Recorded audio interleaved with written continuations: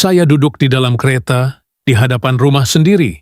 Enjin sudah lama dimatikan, tapi lampu ruang tamu masih menyala. Dan entah kenapa, malam itu saya tidak mampu membuka pintu. Udara terasa berat, seolah-olah ada sesuatu yang menahan saya dari melangkah keluar. Tangan saya masih distreng, tapi pikiran sudah jauh pergi. Kembali ke tahun-tahun yang saya sendiri tidak pernah sempat benar-benar faham, atau mungkin saya sengaja tidak mahu faham selama ini. Pada usia 59, orang melihat saya sebagai lelaki yang sudah melalui segalanya, kerjaya, kejayaan, kegagalan, ketawa, tangisan, tapi tidak ramai yang tahu ada satu bahagian dalam hidup saya yang saya simpan begitu lama, terlalu lama, sampai saya sendiri hampir lupa bagaimana rasanya untuk bercakap tentangnya. Perkahwinan, orang selalu anggap ia sesuatu yang stabil dalam hidup saya. Sesuatu yang tenang, sesuatu yang tidak pernah bergoncang. Sekurang-kurangnya, itu yang terlihat dari luar.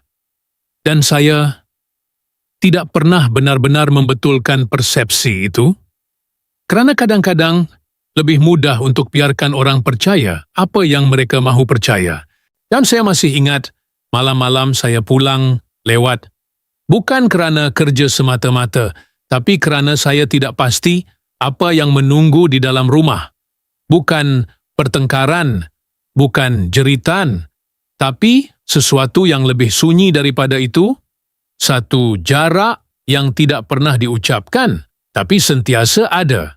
Ada ketika kami duduk di meja makan yang sama, tapi seperti dua orang asing bercakap tentang perkara kecil, cuaca, kerja, anak-anak, tapi tidak pernah benar-benar menyentuh apa yang sedang retak di antara kami. Mungkin kerana kami sama-sama tahu, kalau sekali dibuka, semuanya akan runtuh. Ramai yang fikir, kesunyian hanya datang bila seseorang itu sendirian. Tapi sebenarnya, kesunyian yang paling berat adalah bila kita duduk di sebelah seseorang yang suatu ketika dahulu kita panggil segala-galanya. Tapi sekarang, kita sendiri tidak pasti siapa dia dalam hidup kita. Oh, saya tidak menyalahkan sesiapa, tidak dia, tidak juga diri saya sepenuhnya. Kerana ada perkara dalam hidup yang tidak berlaku dengan satu kesalahan, tapi perlahan-lahan, sedikit demi sedikit, hingga akhirnya kita sedar, kita sudah terlalu jauh dari tempat kita bermula. Ada malam, saya duduk sendirian, melihat telefon, membaca mesej lama, gambar lama, senyuman lama, dan saya tertanya-tanya, di mana sebenarnya kami mula kehilangan satu sama lain, bila sebenarnya kami berhenti menjadi kami, dan hanya tinggal dua individu yang berkongsi ruang, tapi bukan lagi hati. Dan malam itu, di dalam kereta, saya akhirnya akui sesuatu yang selama ini saya elakkan, sesuatu yang mungkin ramai tidak akan sangka, sesuatu yang selama ini saya lindungi dengan diam, bahawa perkahwinan yang orang lihat sebagai kukuh itu sebenarnya sudah lama kehilangan makna yang sebenar. Saya tarik nafas panjang. Mata masih tertumpu pada pintu rumah yang tidak saya buka. Lampu masih menyala, seperti menunggu. Atau mungkin seperti tidak pernah sedar bahawa ada sesuatu yang telah berubah. Sesuatu yang tidak boleh diperbaiki hanya dengan masa, dan di dalam diam itu, saya sedar. Ada kebenaran yang tidak boleh lagi saya sembunyikan, walaupun saya belum tahu bagaimana untuk mengatakannya atau kepada siapa. Kerana kadang-kadang, kebenaran yang paling berat bukanlah yang mengejutkan orang lain, tetapi yang akhirnya kita sendiri terpaksa akui selepas bertahun-tahun berpura-pura semuanya baik-baik sahaja. Saya tidak berniat untuk mengatakan semua ini, tapi mungkin sudah sampai waktunya bila saya sendiri tidak lagi mampu berpura-pura bahawa semuanya masih seperti yang orang sangka. perkataan itu keluar perlahan, hampir seperti satu kesilapan. Bukan pengakuan yang dirancang, bukan sesuatu yang saya latih untuk ucapkan di depan sesiapa. Ia hanya terlepas. Di tengah keheningan yang terlalu lama saya simpan. Saya tahu, selama ini, ramai yang melihat dari jauh, dan ada yang mula bertanya dalam diam, ada yang berbisik sesama sendiri, cuba menyusun potongan cerita yang tidak pernah lengkap. Menurut beberapa sumber yang dekat dengan kami, ada perubahan yang sudah lama berlaku, tapi tidak pernah benar-benar diberi nama. Dan saya memilih untuk diam. Bukan kerana tidak tahu, tapi kerana saya takut, bila sesuatu itu diucapkan, ia akan menjadi nyata. Dan bila ia nyata, tidak ada jalan untuk kembali seperti dulu. Ramai yang pernah meragui, tetapi tidak pernah ada pengesahan. Mereka hanya melihat dari luar, melihat senyuman di acara, melihat gambar yang nampak sempurna, dan mereka percaya itu cukup untuk menggambarkan segalanya. Hakikatnya, ada begitu banyak perkara yang tidak pernah masuk ke dalam gambar. Saya sendiri mengambil masa yang sangat lama untuk menerima bahawa ada sesuatu yang telah hilang.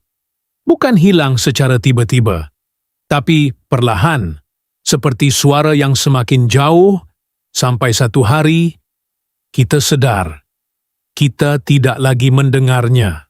Saya tidak tahu bila tepatnya, mungkin selepas satu perbualan yang tidak pernah selesai, mungkin selepas satu malam yang terlalu sunyi, atau mungkin selepas terlalu banyak perkara kecil yang kami biarkan berlalu, tanpa pernah benar-benar diselesaikan. Pada satu adsan, saya mula sedar, saya bercakap, tapi tidak lagi didengari. Dan dalam masa yang sama, saya juga berhenti benar-benar mendengar, bukan kerana tidak mahu, tapi kerana kami sudah terlalu letih untuk memahami. Dan bila saya duduk malam itu, di dalam kereta, saya terfikir, selama ini, apa sebenarnya yang saya pertahankan satu hubungan, atau hanya bayangan tentang apa yang pernah kami ada? Menurut beberapa orang yang mengenali kami, mereka kata perubahan itu jelas. Tapi kami berdua seperti menutup mata. Berpura-pura semuanya masih utuh, mungkin kerana kami takut, atau mungkin kerana kami tidak tahu bagaimana untuk melepaskan sesuatu yang sudah menjadi sebahagian daripada hidup kami begitu lama. Dan saya tidak menyebut ini sebagai satu pengkhianatan atau satu kesalahan besar kerana ia tidak bermula dengan satu detik yang dramatik. Ia bermula dengan diam, dengan jarak, dengan perkara kecil yang tidak pernah diselesaikan. Dan hari ini, bila saya mengucapkannya, saya sendiri masih tidak pasti. Adakah ini satu pengakuan atau hanya satu cara untuk akhirnya berhenti menipu diri sendiri? Kerana ada perkara dalam hidup yang tidak pecah dengan bunyi kuat, ia hanya retak perlahan-lahan hingga satu hari kita tersedar, kita sudah berdiri di atas sesuatu yang tidak lagi utuh. Dulu, kalau saya imbas kembali, versi kehidupan kami yang orang ramai kenal, semuanya nampak begitu sempurna, seperti sebuah cerita yang disusun rapi, tanpa celah, tanpa retak, seolah-olah kami adalah gambaran keluarga ideal yang selalu disebut-sebut. Saya masih ingat, setiap kali kami muncul di hadapan media, senyuman itu sentiasa ada, tangan yang digenggam, langkah yang seiring, dan kamera menangkap semuanya dalam satu bingkai yang nampak cukup indah, cukup meyakinkan, seolah-olah tiada apa yang perlu dipersoalkan. Ada masa saya sendiri percaya pada gambaran itu. Dari segi atas pentas, ataupun dalam temu bual, saya sering mengulang ayat yang sama. Saya selalu menghargai keluarga, dan saya maksudkannya sekurang-kurangnya. Pada waktu itu, saya benar-benar mahu mempercayainya. Kerana bagi saya, keluarga adalah satu-satunya tempat yang sepatutnya tidak pernah berubah. Kami hadir ke majlis bersama, duduk bersebelahan, menjawab soalan dengan tenang, kadang-kadang diselit dengan gelak kecil, yang kedengaran cukup semula jadi cukup jujur, hingga tiada siapa yang akan menyangka ada sesuatu yang perlahan-lahan menjauh di antara kami. Orang melihat gambar dan berkata, mereka nampak bahagia dan saya tidak pernah menafikannya. Kerana dari sudut tertentu, ia memang kelihatan begitu. Hanya dari sudut tertentu. Saya perasan, ada perkara kecil yang mungkin tidak pernah ditangkap oleh sesiapa. Atau mungkin tidak dianggap penting. Seperti cara kami duduk, masih dekat, tapi tidak benar-benar bersentuhan. Seperti ada ruang kecil yang tidak pernah wujud dulu, tapi kini menjadi kebiasaan. Atau pandangan mata yang tidak lagi bertahan lama, hanya sekilas, sebelum kembali kepada kamera, kepada orang lain, kepada apa sahaja, asalkan bukan satu sama lain. Ada satu ketika, seorang wartawan berkata kepada saya, "Awak nampak sangat tenang bila bersama keluarga." Dan saya hanya tersenyum, kerana saya sendiri tidak pasti, adakah itu ketenangan, atau hanya satu bentuk penerimaan terhadap sesuatu yang saya belum berani hadapi. Dalam gambar-gambar lama, jika dilihat betul-betul, ada saat di mana senyuman itu sedikit lewat, seperti dipaksa untuk muncul, atau mata yang kelihatan penat, walaupun seluruh suasana cuba menggambarkan kebahagiaan. Tetapi siapa yang akan memerhati sampai begitu jauh? Kebanyakan orang hanya melihat apa yang jelas, dan apa yang jelas adalah dua orang yang masih bersama, masih hadir, masih kelihatan seperti sebuah pasangan yang tidak pernah goyah. Yodad saya terus memainkan peranan itu, bukan kerana saya mahu menipu sesiapa, tapi kerana saya sendiri masih cuba memahami, adakah apa yang kami ada masih cukup untuk dipanggil bahagia, atau hanya cukup untuk kelihatan seperti bahagia. Kerana kadang-kadang kehidupan di hadapan kamera tidak pernah benar-benar menunjukkan apa yang berlaku di luar bingkai itu. Namun pada malam-malam saya tidak tidur di rumah. Bukan kerana kerja semata-mata. Sekurang-kurangnya itu yang selalu saya katakan kepada orang lain dan mungkin juga kepada diri sendiri, kerana lebih mudah untuk memberi alasan daripada menjelaskan sesuatu yang saya sendiri belum berani hadapi. Ada ketika saya duduk lama di dalam kereta, di parkir yang hampir kosong, memandang skrin telefon, tanpa benar-benar membaca apa-apa, hanya menunggu masa berlalu sebelum saya pulang, atau kadang-kadang tidak pulang langsung. Dan ada message yang saya padam sebelum sempat sesiapa melihat. Buana-buanti message itu celam atau berbahaya, tapi kerana saya tahu, kalau ia dibaca dalam keadaan yang salah, ia boleh disalah tafsir, atau mungkin saya sendiri yang tidak mahu menjelaskan apa-apa lagi. Menurut apa yang pernah diceritakan oleh beberapa pihak yang rapat, walaupun tidak pernah disahkan sepenuhnya, mereka kata perubahan itu bukan datang secara tiba-tiba, tapi perlahan, bermula dengan perkara kecil yang tidak pernah kami bincangkan sampai habis. Ada jarak yang mula terasa, walaupun kami masih tinggal di bawah bumbung yang sama, masih berkongsi ruang, tapi tidak lagi berkongsi waktu dengan cara yang sama.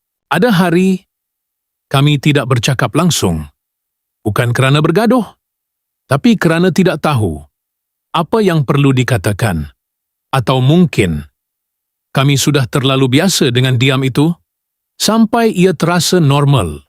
Ada malam, saya pulang, dan rumah itu sunyi. Bukan sunyi kerana kosong, tapi sunyi kerana masing-masing berada di dunia sendiri, di bilik sendiri, dengan fikiran yang tidak pernah bersilang. Menurut beberapa cerita yang beredar, yang saya sendiri tidak pasti sejauh mana benarnya, ada yang beranggapan kami sudah lama hidup seperti dua garis yang selari, dekat, tapi tidak pernah benar-benar bertemu. Dan saya tidak pernah mengesahkannya, kerana bagaimana kita mahu menjelaskan sesuatu yang tidak pernah berlaku dalam satu detik yang jelas, tetapi terbentuk dari beribu-ribu detik kecil yang kita biarkan berlalu tanpa perhatian. Ada satu malam, saya berdiri di luar rumah, kunci di tangan. Tapi saya tidak terus masuk. Saya hanya berdiri, melihat ke dalam, melalui tingkap yang separuh terbuka, dan saya sadar, saya seperti orang asing yang sedang melihat kehidupannya sendiri dari luar.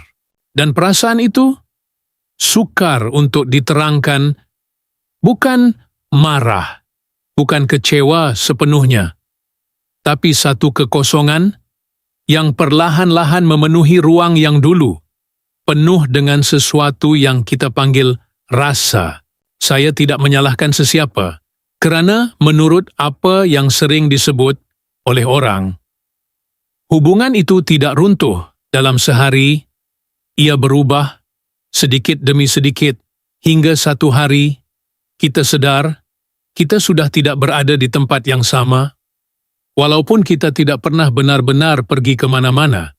Dan dalam semua itu, saya terus diam, seolah-olah, selagi saya tidak mengakuinya, mungkin semuanya masih boleh dianggap tidak pernah berlaku.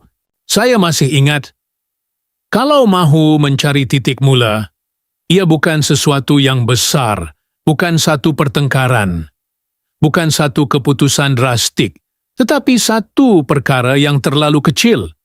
Sampai waktu itu, saya sendiri tidak menganggapnya penting.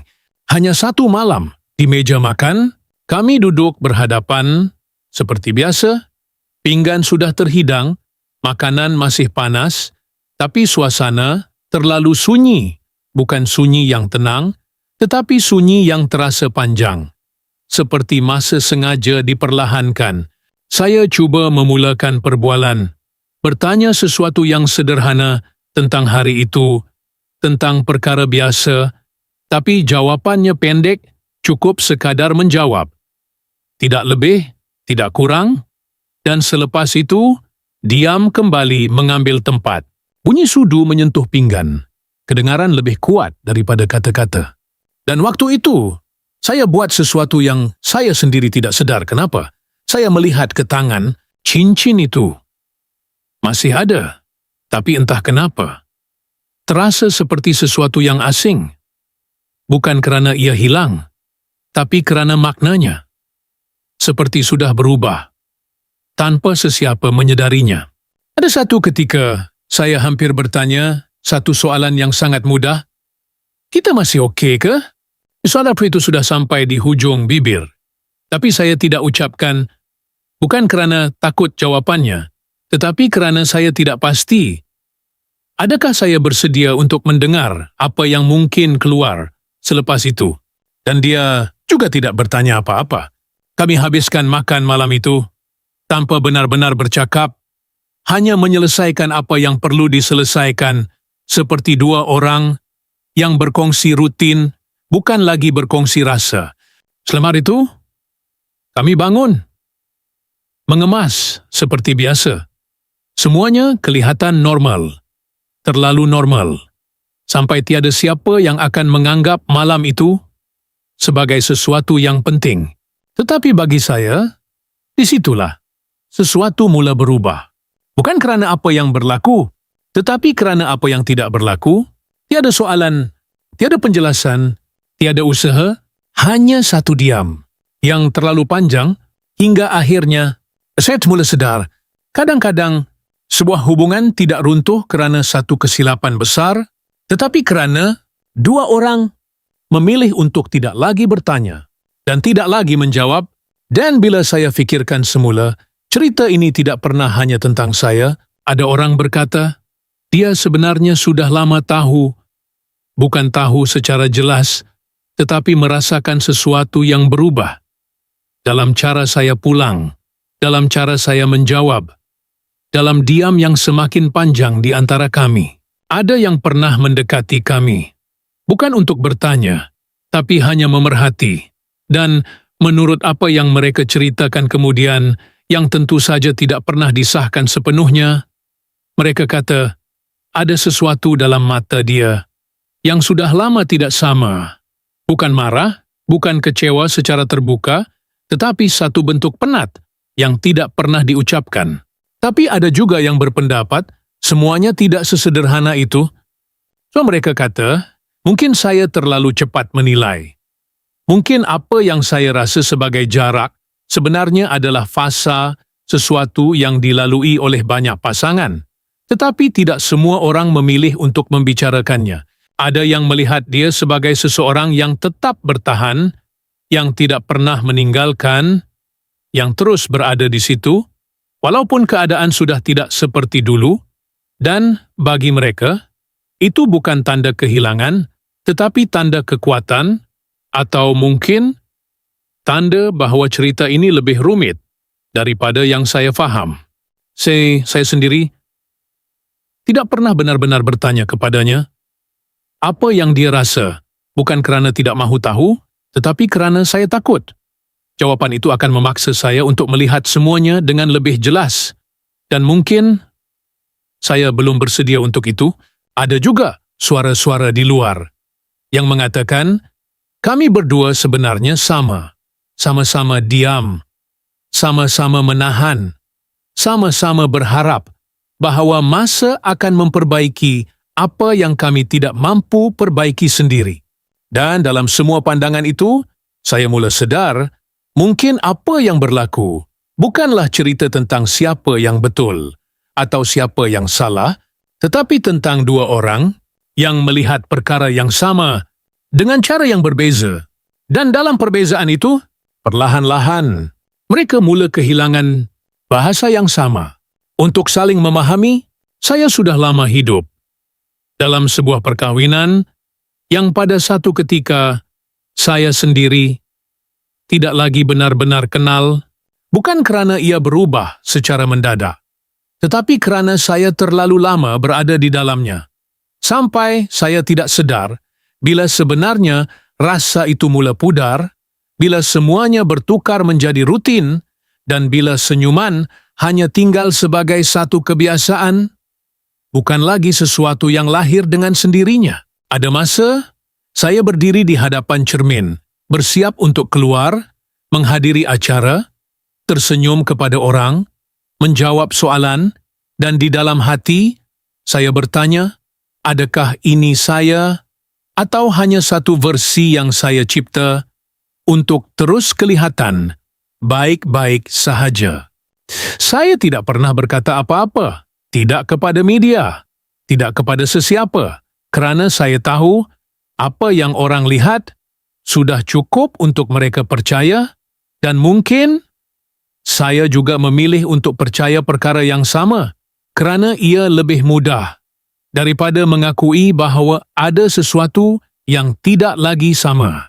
Menurut apa yang pernah diperkatakan oleh beberapa orang yang melihat dari jauh, mereka kata, kami nampak kuat, nampak stabil, seolah-olah tidak pernah goyah, tetapi mereka tidak pernah berada di dalam ruang yang sama. Ketika semuanya sunyi, ketika kata-kata tidak lagi cukup, ketika perasaan hanya disimpan tanpa arah. Doana Tuan Kayun sudah menyebut ini sebagai satu kepura-puraan kerana pada awalnya semuanya benar, semuanya jujur. Tetapi lama-kelamaan saya mula sedar, saya hidup untuk mengekalkan sesuatu yang orang lain lihat, bukan sesuatu yang saya benar-benar rasa. Ada hari saya bangun dan saya tidak tahu apa yang sebenarnya saya cuba pertahankan, sebuah hubungan atau hanya satu gambaran yang terlalu lama saya bina sampai saya takut untuk melepaskannya.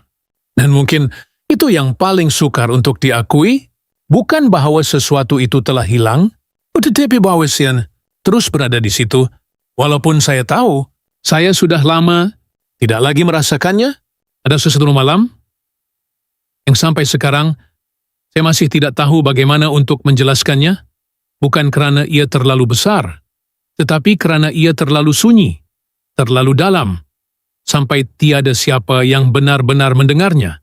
Kami bercakap, atau sekurang-kurangnya, kami cuba, suara kami tidak tinggi, tiada jeritan, tiada kata-kata kasar, tetapi setiap ayat terasa seperti tidak sampai, seperti terhenti di tengah jalan, sebelum sempat difahami. Saya mengatakan sesuatu, dia menjawab, tetapi bukan kepada apa yang saya maksudkan, dan saya juga tidak benar-benar mendengar apa yang dia cuba sampaikan, seolah-olah kami bercakap dalam dua bahasa yang berbeza, walaupun menggunakan kata-kata yang sama. Itu bukan pertengkaran. Itu adalah keletihan. Keletihan untuk menjelaskan, keletihan untuk memahami, keletihan untuk terus mencuba. Apabila setiap percubaan hanya membawa kami kembali ke tempat yang sama, dan dalam satu detik yang sangat kecil, sangat senyap, saya berhenti bercakap. Bukan kerana saya sudah tiada apa-apa untuk dikatakan, tetapi kerana saya sedar, tidak kira apa yang saya katakan selepas itu, ia tidak akan mengubah apa-apa. Malam itu, saya tidak menunggu sehingga semuanya selesai. Kerana sebenarnya, tiada apa yang pernah benar-benar selesai. Saya hanya mengambil kunci, membuka pintu, dan keluar.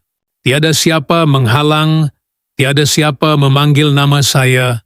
Hanya bunyi pintu ditutup perlahan dan langkah kaki saya, yang semakin jauh dari rumah yang suatu ketika dahulu, saya panggil tempat pulang. Di luar, jalan masih hidup, lampu masih terang, kereta masih lalu lalang, seperti tiada apa yang berlaku, seperti dunia tidak pernah berhenti, walaupun sesuatu dalam diri saya baru sahaja runtuh. Kemudian saya masuk ke dalam kereta. Duduk lama, tangan di steering, tetapi saya tidak memandu. Hanya memandang ke hadapan, tanpa benar-benar melihat apa-apa. Telefon saya berbunyi, satu mesej masuk. Saya baca, perlahan, dan saya mula menaip balasan, ayat demi ayat, berhati-hati. Seolah-olah setiap perkataan boleh mengubah sesuatu, atau mungkin memusnahkan segalanya. Tetapi sebelum saya tekan hantar, saya berhenti. Saya baca semula apa yang saya tulis.